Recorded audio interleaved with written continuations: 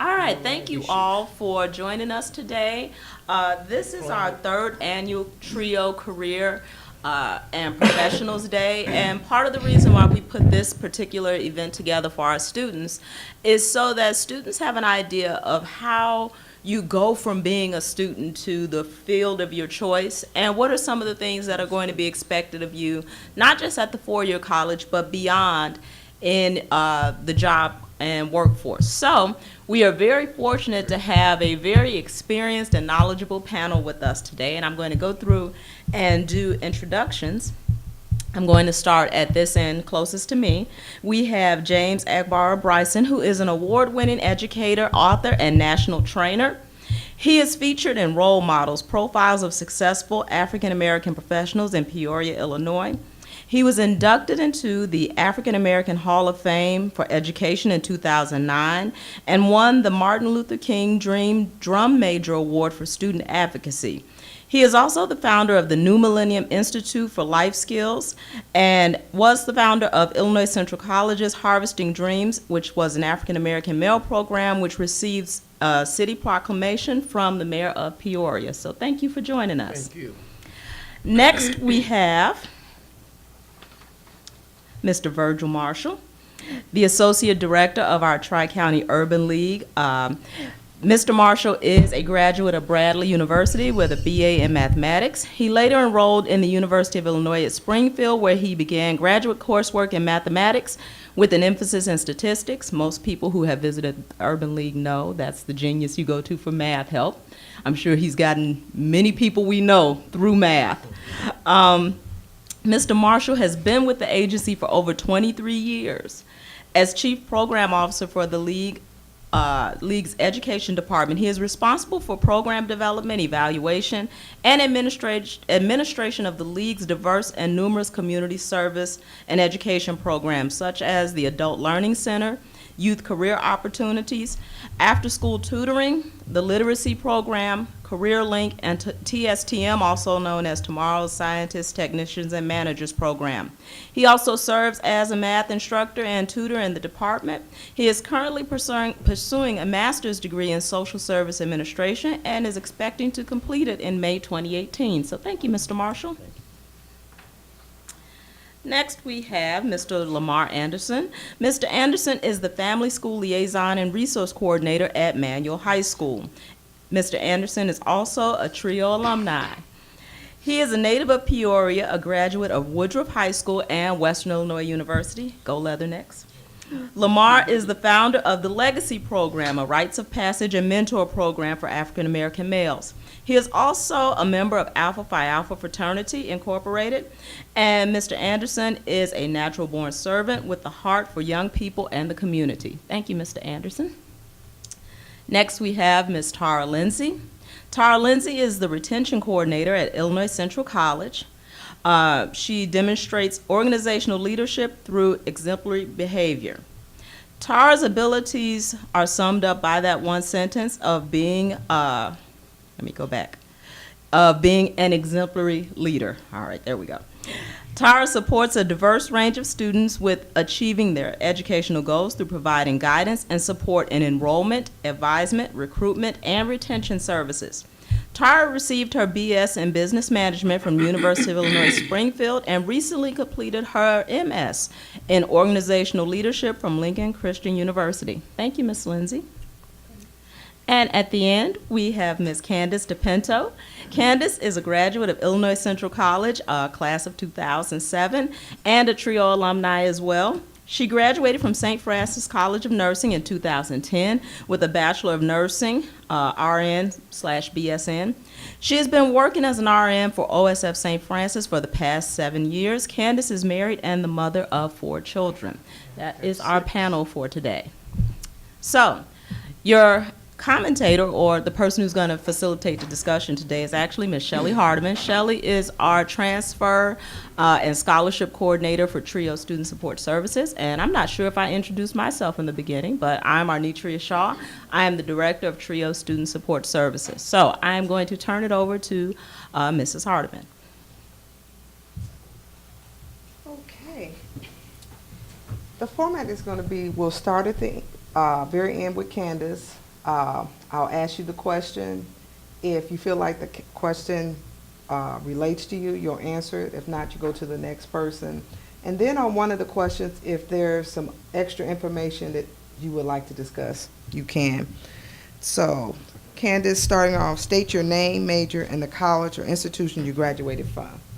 I am Candice DePinto. I graduated with an associate's in applied science here at ICC in 2007. Then I went on to St. Francis College of Nursing, graduating in 2010 with my bachelor's of science in nursing.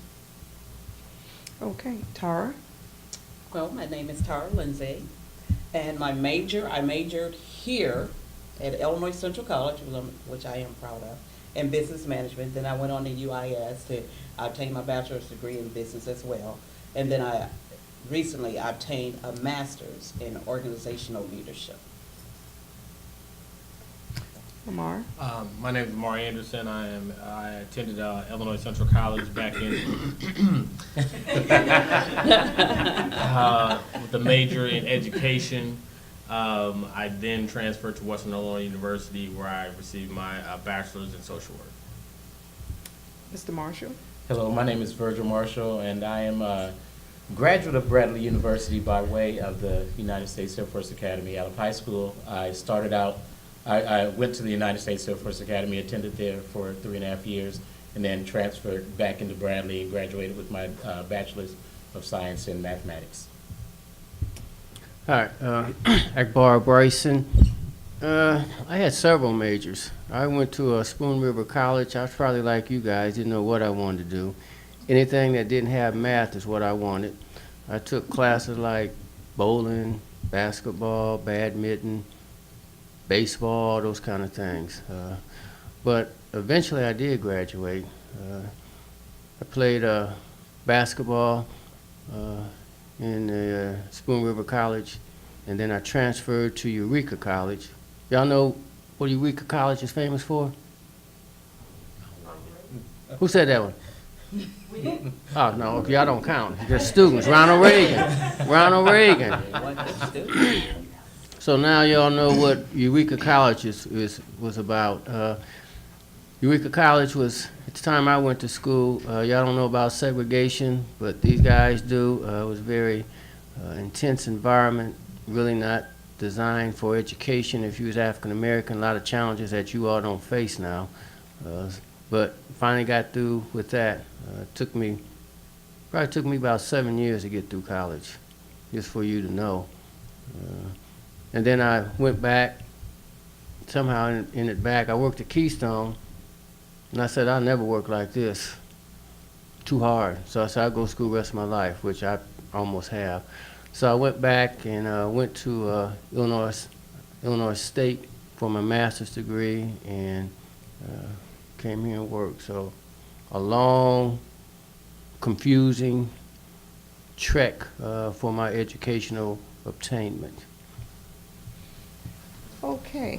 The next question is, can you tell the students at a four-year college what was the difference, about the rigor, what to expect? Starting, Candice. Well, it's definitely a step above junior college. A lot of commitment, a lot of time studying, a lot of commitment, a lot of time studying.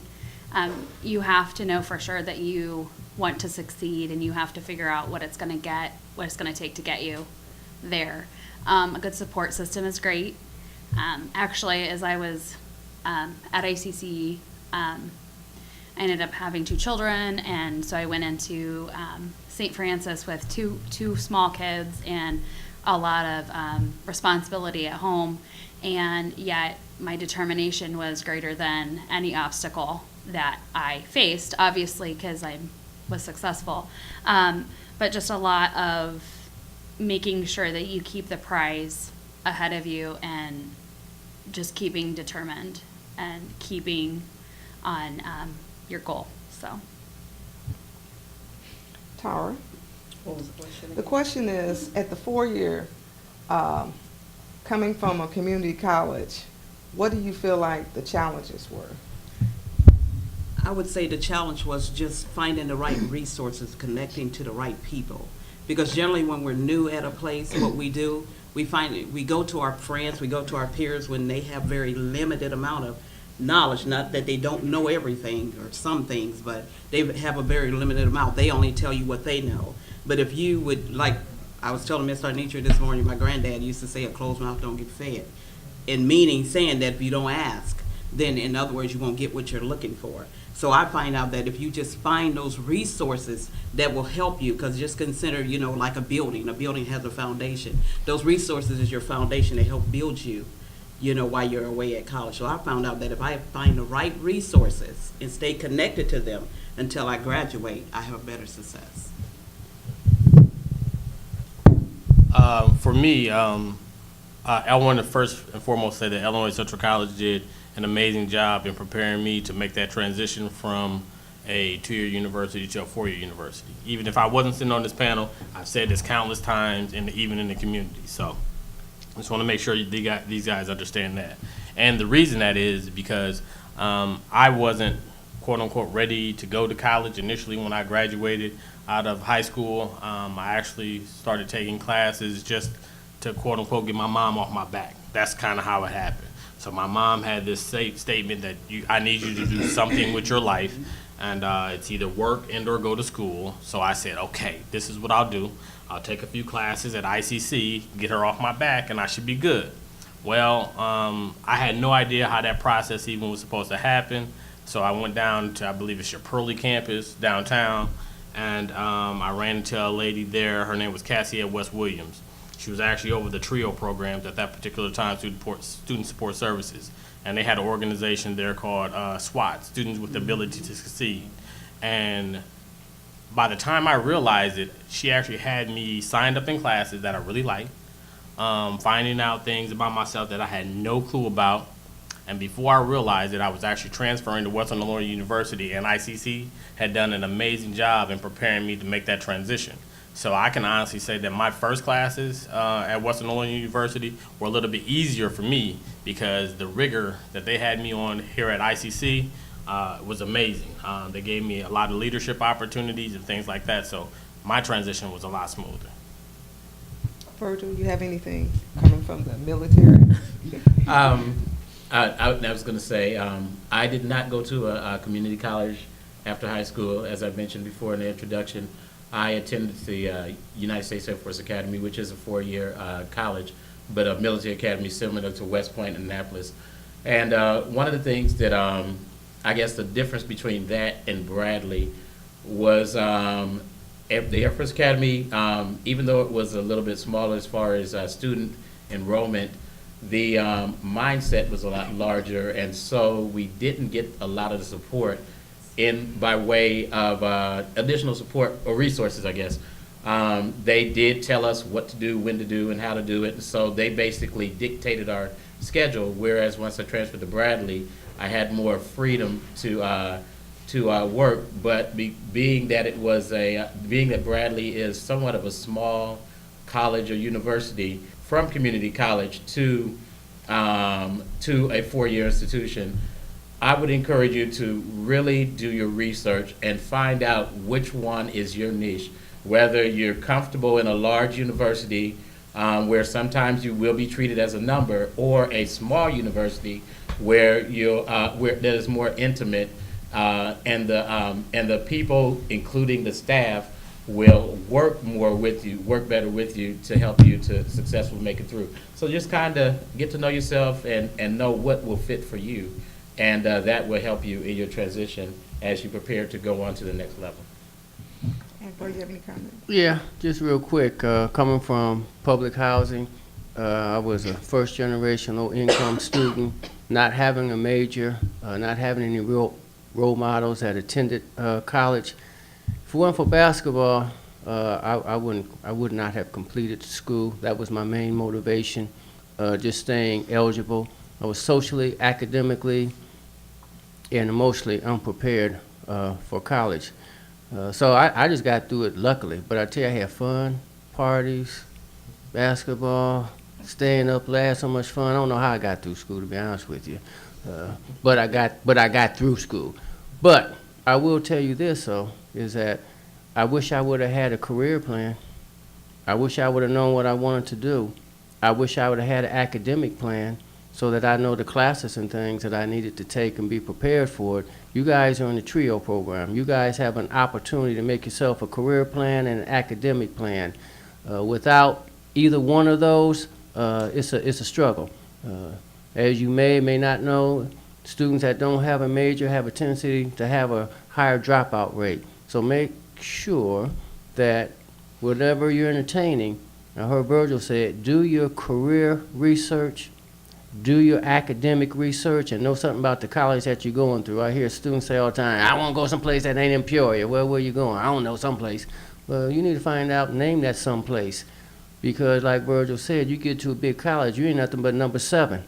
Don't even know your name. Have this microphone. Yeah, you back there, what'd you say? I can't even hear you. But a small school, find out if that's for you. A big school, find out if that's for you. And visit the school. Don't go by what somebody says to you. Visit the school. Because you might have in your mind the school's supposed to look like this based upon what your friends say. It ain't nothing like that. Nothing like that. So I just encourage you, don't be like me.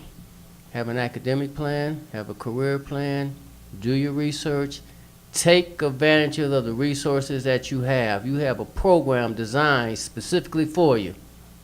Take advantage of it. Latisha, I would like for you to state your name and the college you graduated from, and then also tell us about your journey to you started at community college, or you started at a 4-year? I started at a 4-year. A 4-year. Kind of then discuss your experience at the 4-year. Okay, so first I'd like to apologize. I'm not as familiar with the campus, so I actually ended up at the horticultural building. Not the right building, but so my name is Latisha Marks. I am a clinical dietitian, so I work for the Department of Veteran Affairs. I did start off with a major, but you'll find out that you might start off in one place, and once you start taking some of the classes, that you just don't have a feel for what your major is. So definitely start with the prerequisites, because prerequisites are generally the same regardless of what your degree is. Okay. My major initially was pre-med because I wanted to become a cosmetic surgeon. Let's see, actually no, my first major was computer programming. Okay, and I thought it was great. Oh yeah, I'll make some money doing computer programming, but computer programming is very boring. Like, you're sitting at the computer, just typing in codes. And I'm someone who deals better works well with people. So if you're someone who, one of the things that you want to figure out is, are you someone who works better individually or someone who works well with people? Because that'll help you narrow down the fields. Are you someone who is more of a thinker, or do you like to work with your hands? Okay, and that's really what'll help you identify what types of fields might be appropriate for you. And then from there, you want to consider, how well do I do in certain topics, in certain subjects? So as a pre-med student, of course, I had to be good at chemistry and a lot of the classes that most people are not that great at. So, and then you also have to be strong in math as well. Okay, so I started off there. Had a teacher I didn't understand, was bored with the whole thing, changed it to pre-med. Then at the time I was living in New York City, living on my own, 19. I started when I was 17. So I was 19 and I was like, I ended up being burnt out actually, you know, working 60 hours a week, going to school full time, living in New York with no car. So my commute alone was maybe 3 to 6 hours between work and school. So my plans changed. I decided to get my associate's degree and go work for a little while because I ended up actually being burnt out. So went to work, worked for NYPD as a police administrative aide for a couple years. Went back into school. This time I changed my major to nutrition. One thing that was good about that is at least some of the classes were similar to pre-med. Okay, so from there I stuck with the nutrition. Okay, joined the service. My first semester, as you can see, I'm pretty much all over the place. So my first semester at Hunter College, which is a four-year institution. It's a CUNY school, so City University of New York. Attended there, started my nutrition classes, which I didn't realize there was a lot of statistics and things like that I had to do. Was still working. This time at least it's 40 hours a week, not 60, so it wasn't as bad. Bored. So I'm pretty sporadic. I think you guys might have gotten a feel for that already. And I ended up joining the military. So the bills got to me. You know, I am one of 5 children. I am the oldest of the 5 children. My parents don't have a college background. So there was that push. So I can't speak for everyone, but I find that oftentimes in the African American community, there's the push for your child to go to school. You know, it's good to know, oh, my child is going to go to college, whatever, but there's no preparation. And so because of my grades, my GPA was on point. It was 90-something. I graduated top 5%. Wasn't well-versed in scholarships or anything like that. And by the time you get to the point where you're about to go into school, if you don't have the scholarships, you're not going to have any scholarships. So I applied for a HSBCU university, got accepted to my number 1 pick till they sent the bill. That dream ended. Okay, so, and that was a matter of that preparation, not knowing as much about the scholarships, not knowing as much about the cost. So you definitely want to do your homework as far as the cost. If you're someone who's still under your parents, okay, a lot of that is going to be determined by how much your parents are willing to cover the cost. Unfortunately, my parents, their income was pretty substantial, but they weren't willing to help. Okay, so as a result of that, the only thing I qualified for were student loans, which is why once I went back to school, I said, okay, well, I don't want to go into serious debt. Let's join the service. And they sold me the dream, and I went active duty military. So I am a 10-plus year veteran. Okay, once I finished my first 4 years, I decided, let me take a break from at least active duty. I couldn't get out of the service because if you've been in the service or considering the service, your first contract is actually for 8 years. People don't realize that. So if you sign up for 2, you actually belong to the military for 6 more years after that. So if you do finish your 2-year contract, they have that 6 years to call you when they need you. So because it was during the Iraqi war, I ended up joining the Guard. And once I joined the Guard, I decided to start school again. So I guess you could say the joining the Guard is a loophole, because if you join the Guard, you have some option of where you end up. Whereas if you don't join the Guard, then the military could just call you to get deployed to wherever, whenever they choose to. So I joined the Air National Guard in North Carolina, and I ended up going to Appalachian State University. So I got my bachelor's degree from Appalachian State University. Of course, because I had already decided on a degree plan and started going into some of the required courses versus focusing on those prerequisites, what ended up happening is I had to make up for a lot of the classes. So my goal was, so I decided, all right, I want to finish in 2 years, even though the curriculum is a little different. So I set a plan to finish in 2 years. I took, the most credit hours I took was 20. The minimum on average was about 18 credit hours a semester, and I finished in 2 years.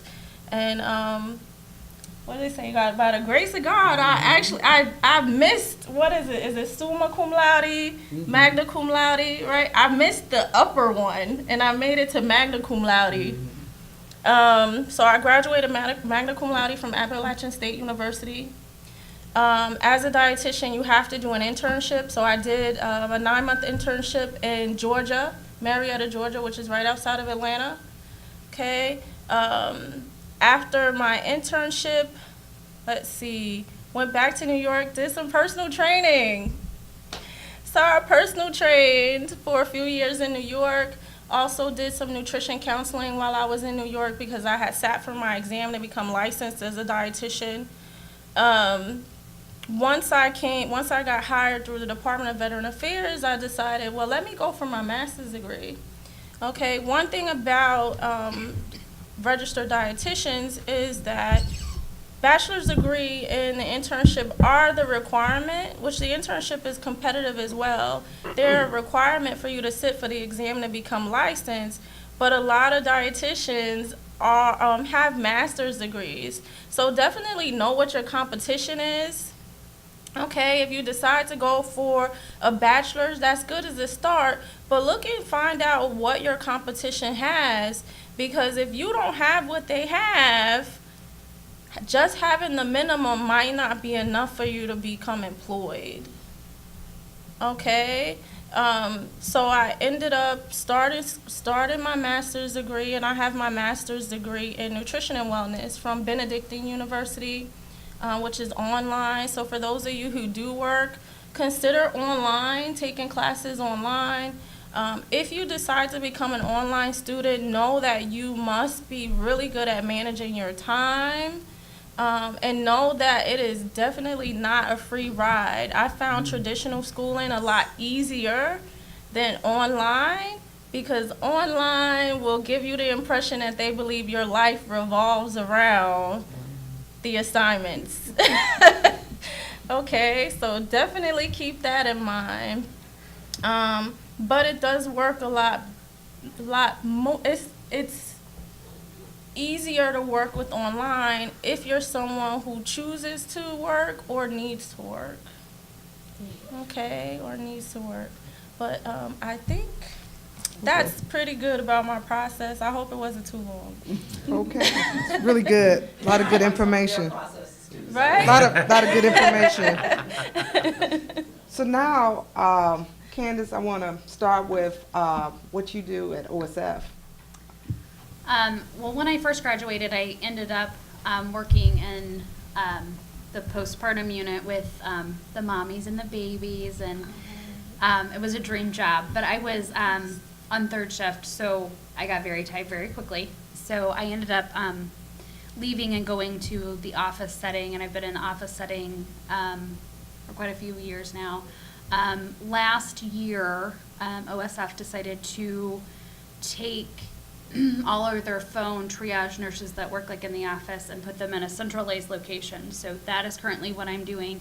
I do phone triage all day long, and it's creative nursing because you don't actually get to see the patient, feel the patient.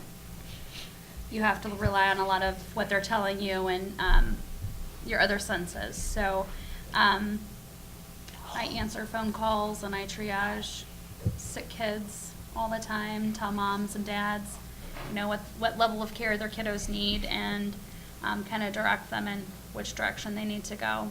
Give them home care advice or send them to the emergency room or schedule them an appointment to be seen. So that's what I'm doing currently. Okay. Tara, with your job as the retention coordinator, could you tell us a little about your position here at Illinois Central College? Sure. As a retention coordinator here, I generally keep, I like to say that I'm a GPS. You know, I am that GPS person that maps out your success here at Illinois Central College. Basically, what that means, so I can bring it down to another level, is that I help provide wraparound resources for you guys. That means that if you need anything within this college, I'm the person I would like for you to come to so that I can assist you with it. Some students, for example, might have a problem with an instructor. And I would like, okay, for you to come and see me in regards to helping resolve that, especially if you don't know how to resolve. Because sometimes when you hear and you're new, you don't know who to go to, who you can contact, who you can talk to, who you can trust. And I like to be the person that you can trust and talk to so that I can help you, assess the situation and so that we can help out with the situation. And sometimes I would have a student that might not have a book. And then it would be my job, if you come to me, to let me know, because, my number one job is to keep you here and keep you successful, to go find that book that you need at that time.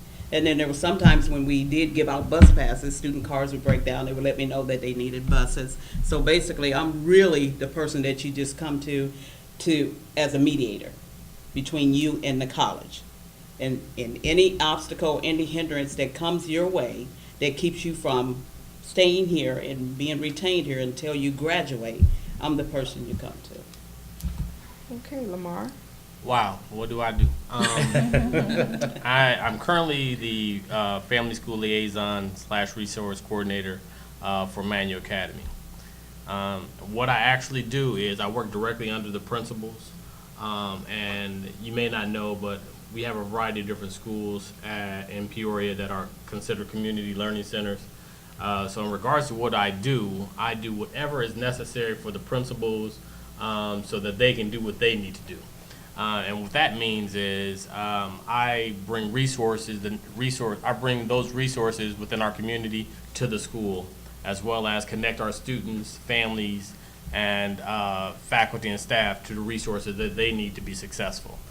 So that's been everything from taking students on college visits to doing home visits for students who have attendance issues, to bringing in speakers throughout our community to kind of bring to life for some of our students what they may want to go into in their future. I've also had the opportunity of coordinating everything from college fairs at the school, currently working on our Black History program. So basically my job and what I do is to take away some of the things, the day-to-day things that our principals don't necessarily have the time to actually focus on. I also create community partnerships as well. One of our current partnerships we have at Manual is It Takes a Village. It's an organization that we partner with that they just want to give back to the students and the families at Manual Academy. So in regards to what I do, it always changes. So and how I got this particular position is I've had the opportunity to do several different things that have trained me, in my personal opinion, to do this. Prior to this, I was a admissions counselor for Bradley University, a social worker, so I've worked with Community Action Agency Head Start programs, also work with Job Corps. So we have several students who may need employment opportunities or working on their resume, interview skills, those types of things. So I coordinate a lot of those things, so in a nutshell. Virgil. My job is at the Tri-County Urban League as Associate Director of Education. This is actually my third position in my second job. My first job actually was the Air Force. I had incurred a commitment as a result of attending the Air Force Academy. And then from there, my second job, where I've been since 1993, is at the Urban League. I started out as a math instructor, and now as Associate Director of Education. My position involves seeking funds and resources to establish and incorporate educational programs within the Urban League. Some of them include our after-school tutoring program, our GED program, our computer technology center. During the summer, we've had our summer youth employment program where we've employed a number of youth in the community. And there are other programs as resources allow. Because of limited resources and changing times, I've not just been limited to overseeing the programs, but I've actually been a part of the programs where I've actually done a lot of the tutoring, done a lot of the planning, as LaMar said, some of the field trips, planning the field trips, college visits, and also incorporating speakers into some of our programs, in like our TSTM program. And so it requires a lot of work, a lot of management, and a lot of the responsibilities are based on the amount of funding that we receive at the agency. If we receive little funding, then we have to wear a number of hats because we don't have the resources to hire additional individuals. But if we receive a large grant, then we can get additional resources or additional employees, and I'm able to, at that time, just kind of relinquish a few of those duties or minimize a few of the responsibilities I have. And I'll add, Ms. Hardeman reminded me that we first met when she referred me to my initial job at the Urban League as an instructor, when I came seeking what I thought was going to be a summer job, but what wound up being a career. Okay, Agbara. Well, my background, I struggled through college and all that. Ended up being a probation officer, juvenile probation officer, for about 3 or 4 years. And from there, I was a therapist, human services therapist. Had my office in the Warner Homes. From there, I went to workforce development. Worked there for 17 years. From there, I came here, trio director for a little while, then academic counselor, then Harvesting Dreams, Ms. Hardeman, as well as others worked here with us. But currently what I do career and job readiness programs. What you're going through now, I do.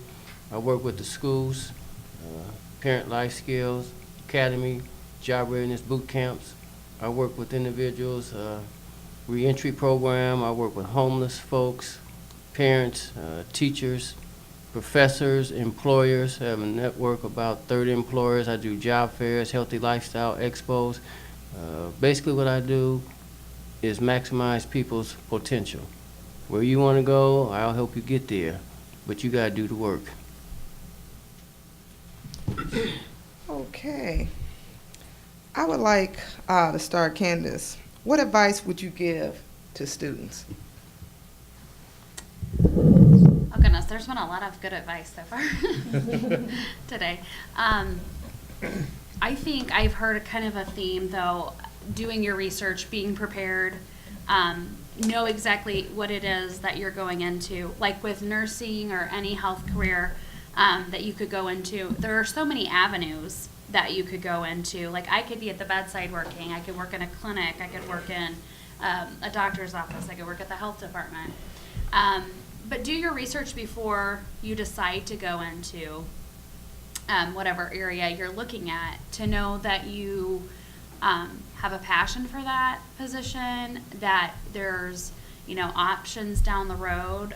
As a bedside nurse, it's very easy to get physically worn out, and as you age and you get into your 50s and you're not quite at retirement, like what are you gonna do?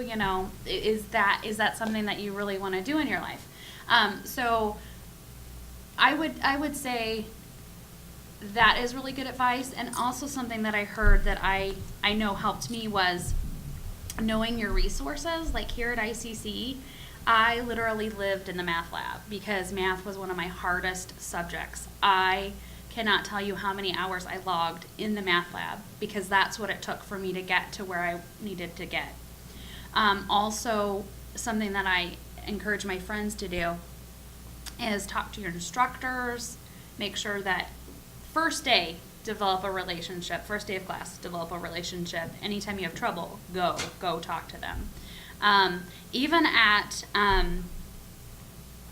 as a junior and senior in college, I had a really good relationship with all my instructors because if I had any kind of trouble or needed any kind of help, I wanted to know that I had that rapport already kind of going. And so that is one of my main things that I think helped me be successful, is because I already had established that rapport. And yeah. Okay. Latisha, do you have anything that you would like, anything else? Well, I mean, like I said, if you know what you want to do, definitely look for, find out what the required courses are. And while you're at a community college, take advantage of it. It's a lot cheaper than going to a 4-year. So if there's a university that you have in mind, find out what the requirements for the degree that you're interested in are and what you can take here, okay? And before selecting a school, make sure that school is accredited.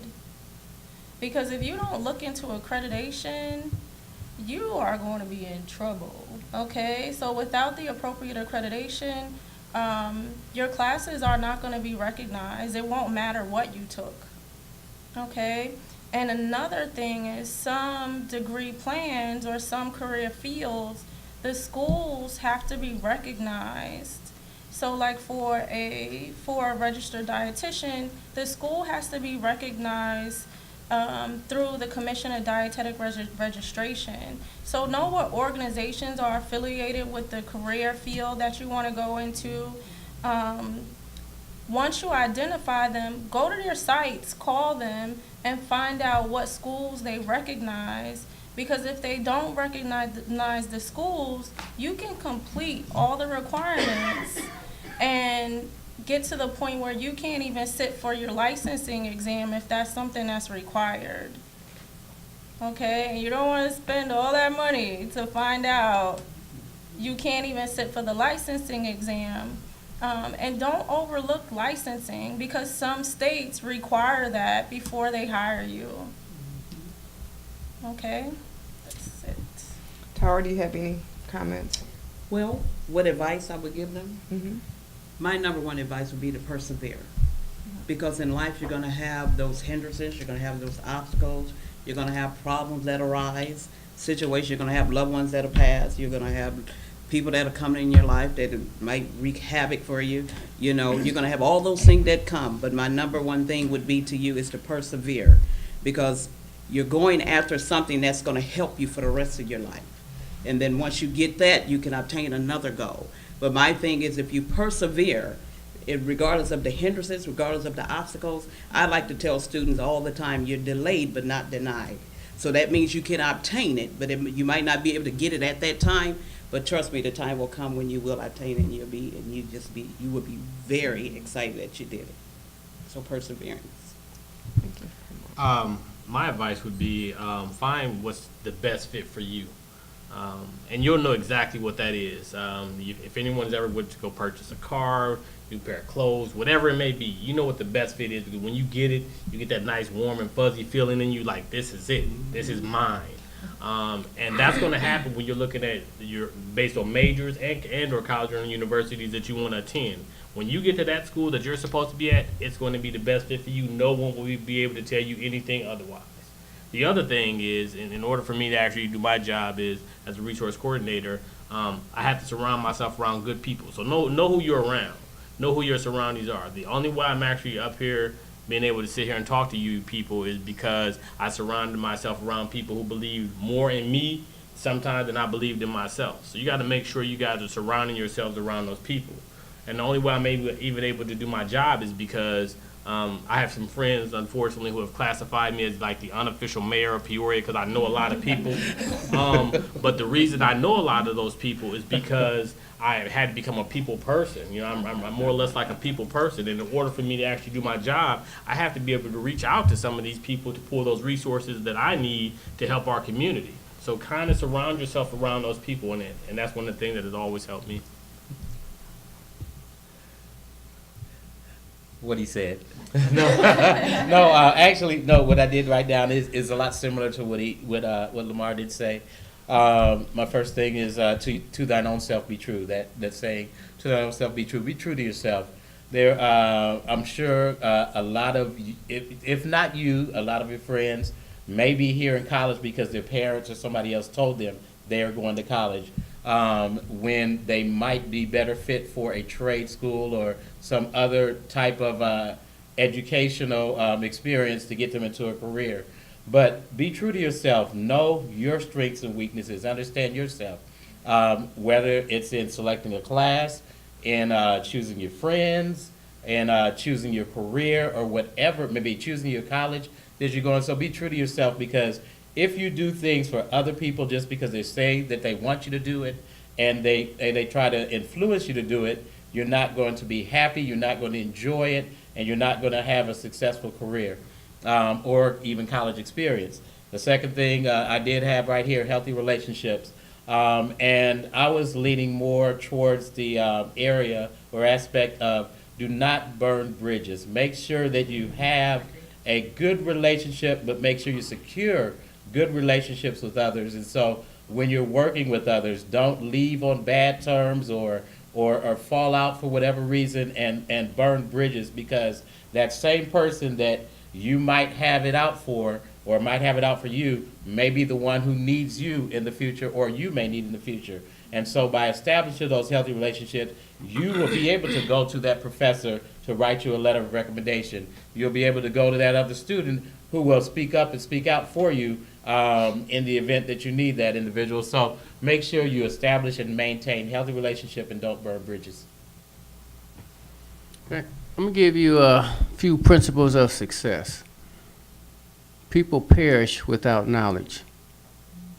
People perish without a vision. Now I'm going to ask you a question. Y'all can't lie. No lying. 5 years from now, do you know what you want to do?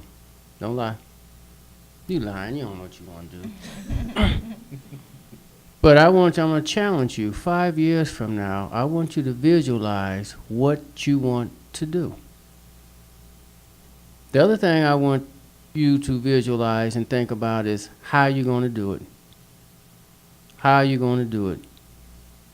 Because if you can't see it, you can't achieve it. So you have to see it. Then you have to say it. Then you have to do it. And that goes back, once again, to the career plan, academic plan, resources. And, you know, you may, the other thing, don't be afraid to make mistakes. Don't be afraid to fail. Only way you fail is when you quit.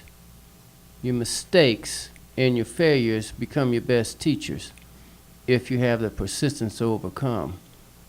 So, make a long story short, stop tripping, start living. Be the best that you can be. What I'm going to do, I'm going to kind of combine like two questions together. We didn't talk about the culture of the workplace, and then also typical day at your job. Mainly, the question is, so many students will graduate from college. I've seen you could have a 3.5 GPA, and they'll get hired at a particular organization, and because they don't really know, it's things that you could do that's not necessarily wrong, but they do some things, and then they end up losing that particular employment. And so mainly what this question is, at your particular workplace, what are the things you have to do to be successful? For one, I know you have to be a team player. Yeah, absolutely. Team playing is always, a good thing. Culture, as far as working in the medical field, there is a culture of perpetual learning. We're always learning how to do things better. We're always learning how to treat a disease a different way. We're always learning how to symptom manage. We're always learning how to encourage our patients to take better care of themselves. And it's a culture of just constant change. And so if you don't like constant change, medical field is not for you. But that's definitely one of the biggest aspects I would say about the culture of working in the medical field. As far as how many hours a week I work. I currently work 32 hours a week, which is considered full-time at St. Francis, so I have full-time benefits with only working 32 hours a week.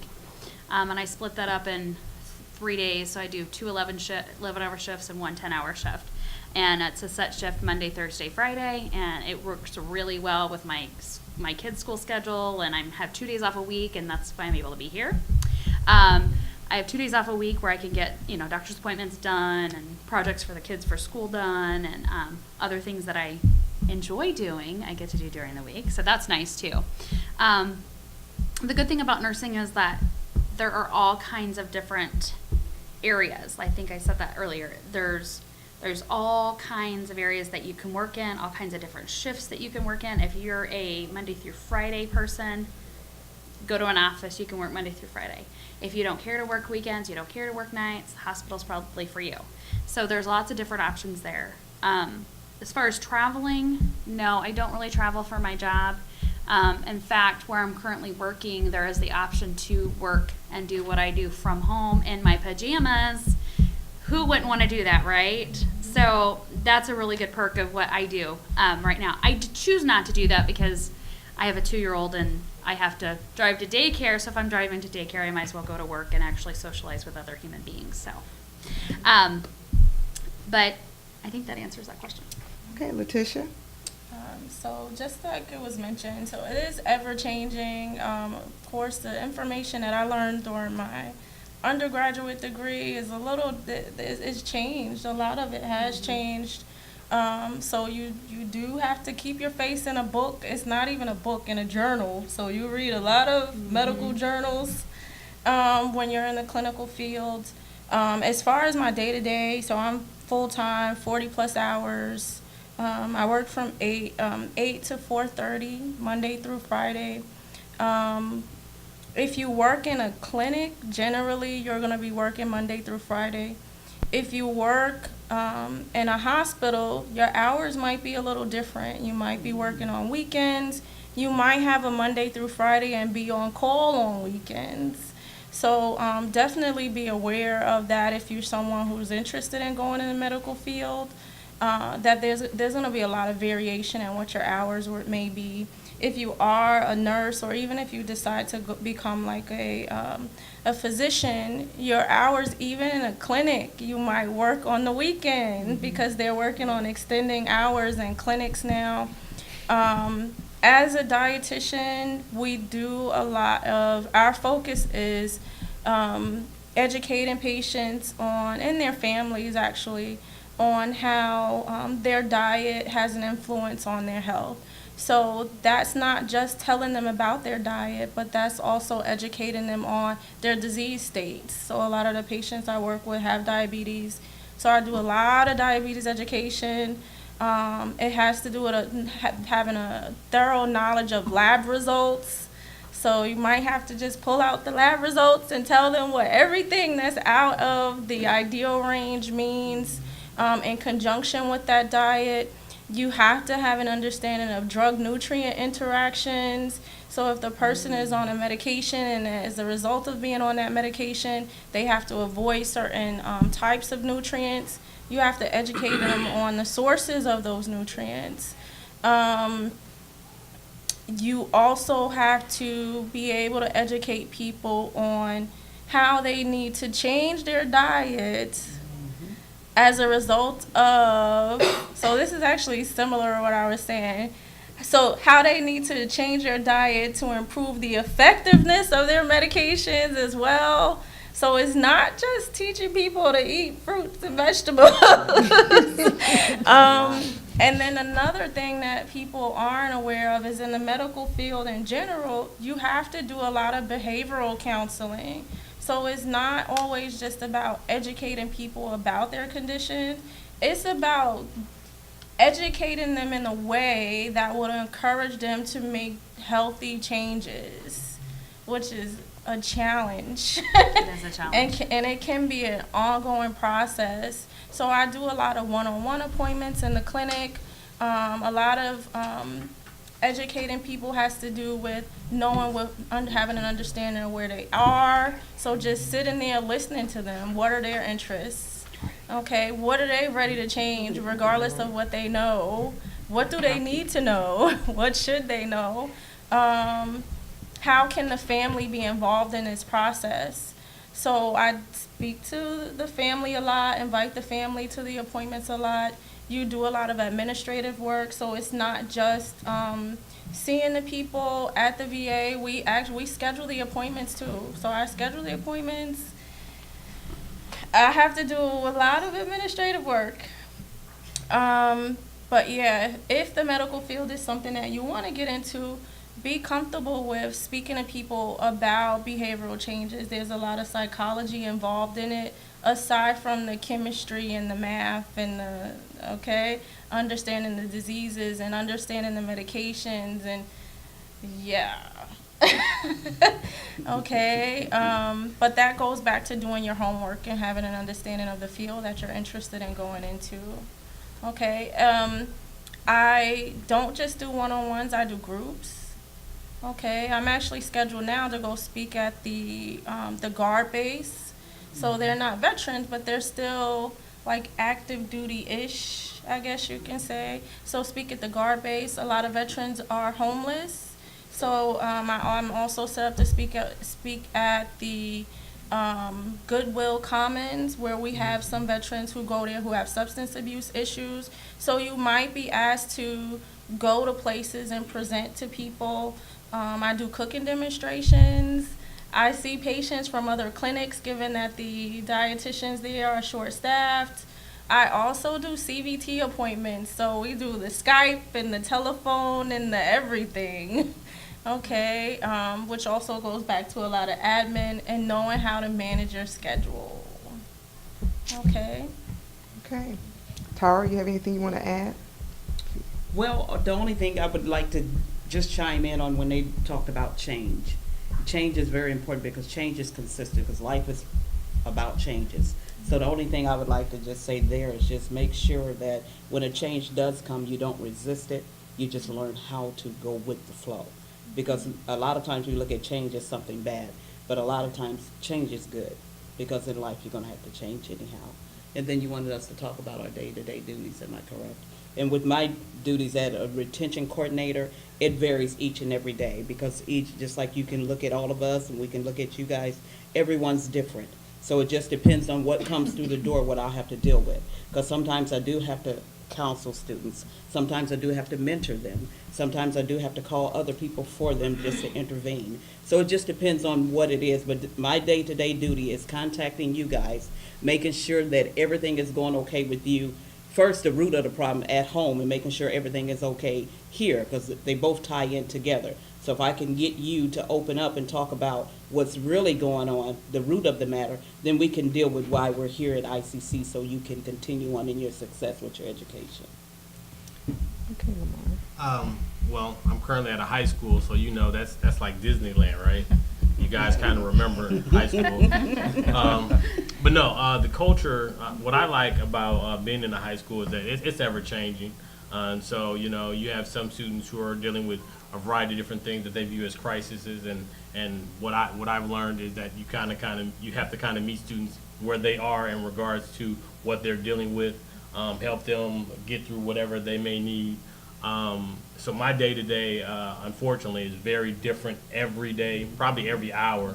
I may have a set plan of what I want to get done that particular day, and unfortunately or fortunately, however you look at it, I get to my office and that changes based on the dynamics of what may come into my office or what things our administration sees as very important that needs to get done at that particular time. So you have to be very flexible in regards to do what I actually do.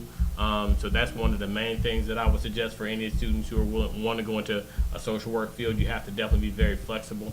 Also in regards to travel, I have the opportunity. I have to go into homes sometimes to see, you know, to help students out and families out with whatever they may need.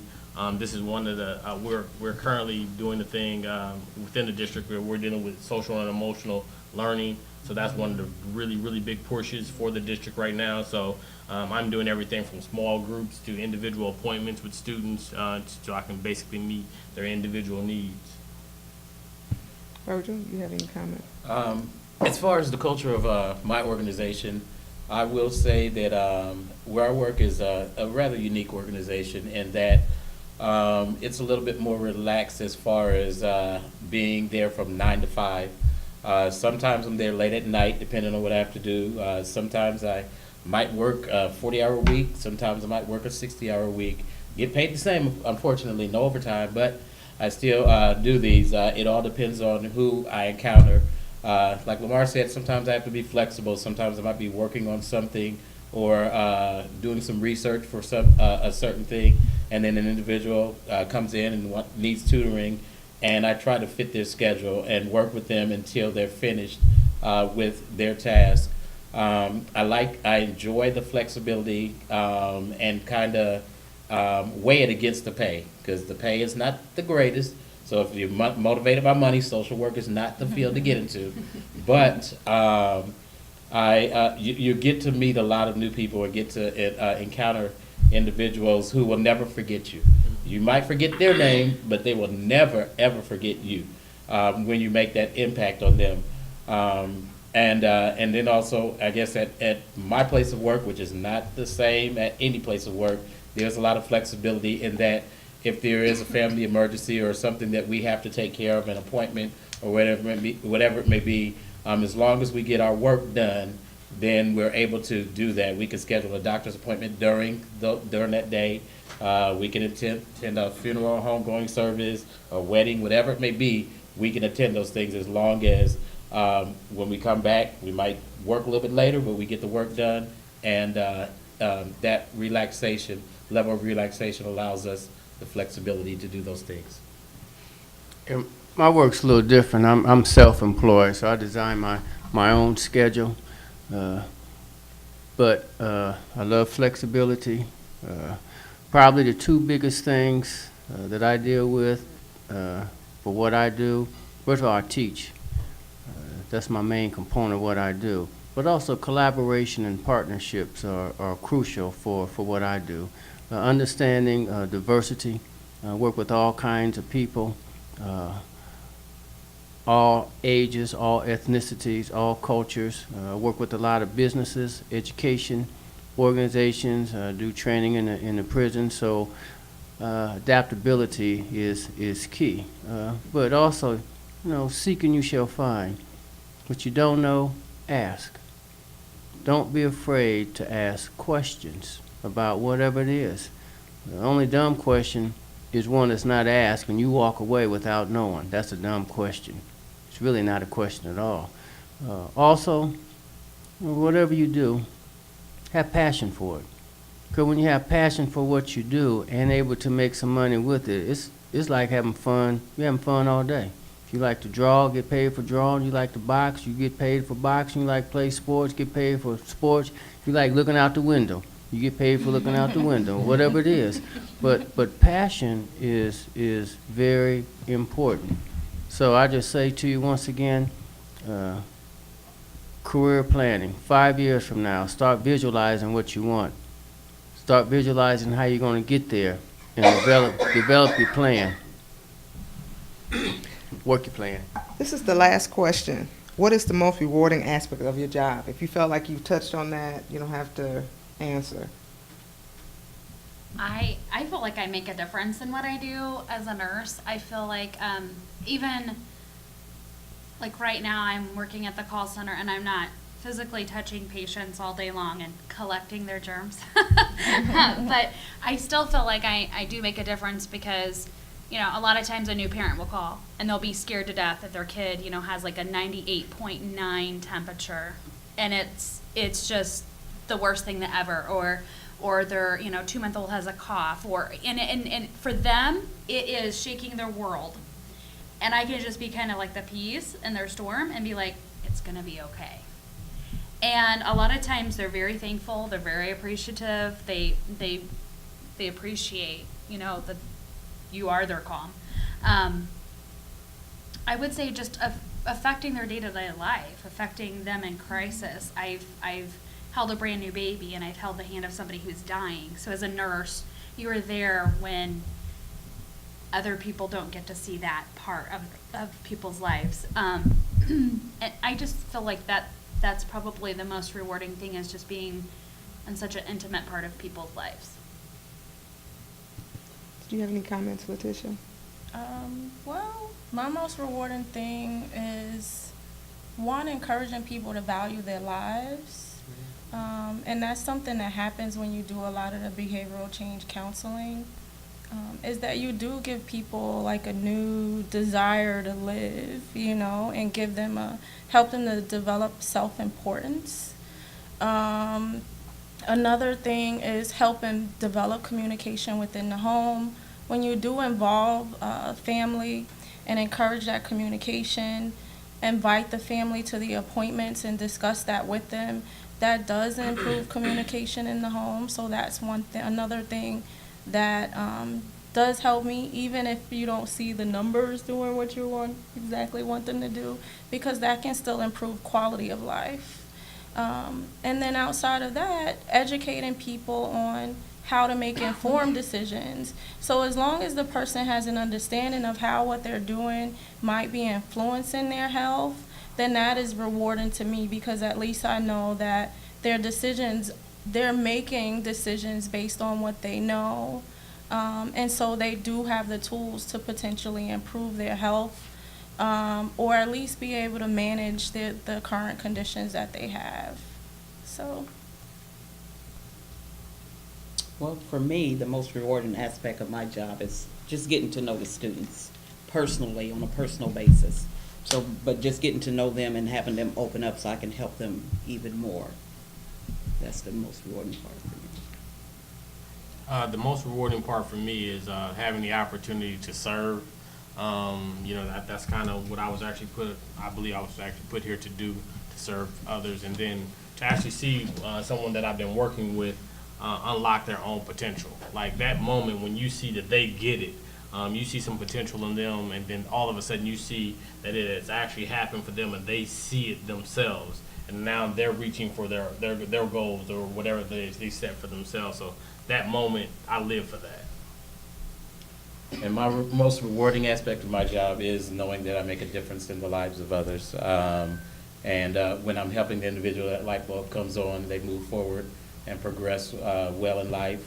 But just knowing that, and people tell me this every time, you can be anywhere you want to be. You can be at Caterpillar, this place and that place. But I already know that if I were at Caterpillar or somewhere, I might make a lot of money, but I would not make a difference in somebody's life.